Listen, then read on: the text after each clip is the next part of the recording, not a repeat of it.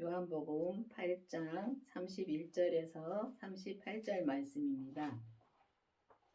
그러므로 예수께서 자기를 믿는 유대인들에게 이르시되 너희가 내 말을 거하면 참 제자가 되고 진리를 알지니 진리가 너희를 자유케 하리라.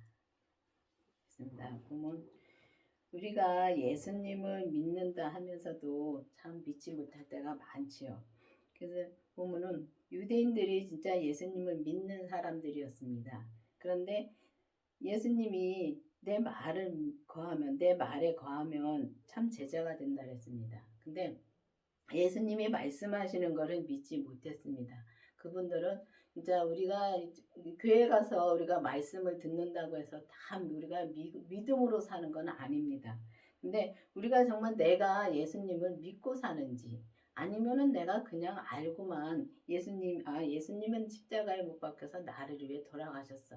그거를 믿고만 우리가 알고만 가는 건지 믿는 거하고 예수님을 아는 거하고 믿는 거하고는 하늘과 땅 차이입니다.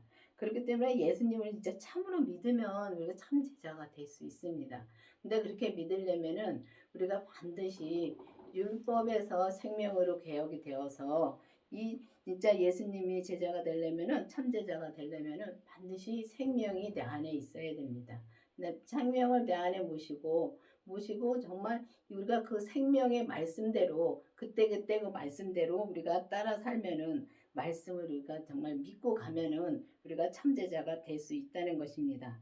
그리고 진리를 알지니 진리가 우리를 자유케 한다 그랬습니다. 진리는 예수님이십니다. 예수님이 길이요 진리요 생명이라고 말씀하셨습니다.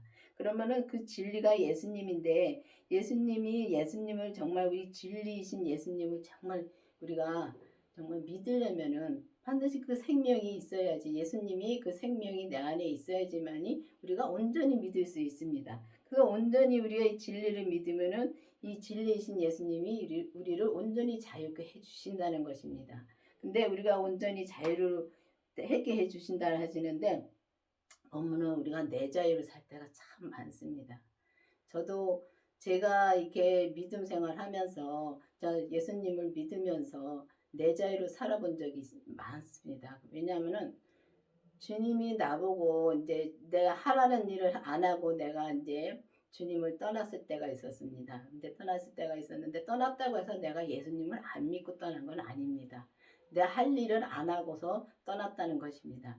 근데 그렇게 나가서 살면서도 참 내 자유가 내가 그 목사님한테 말씀을 진짜 하나님이 목사님 통해서 말씀을 진짜 가만히로 진짜 말씀을 주셨다고 말씀해 주셨습니다. 근데 그 말씀을 그때는 내가 못 받아들였습니다. 그 믿음이 안 됐기 때문에.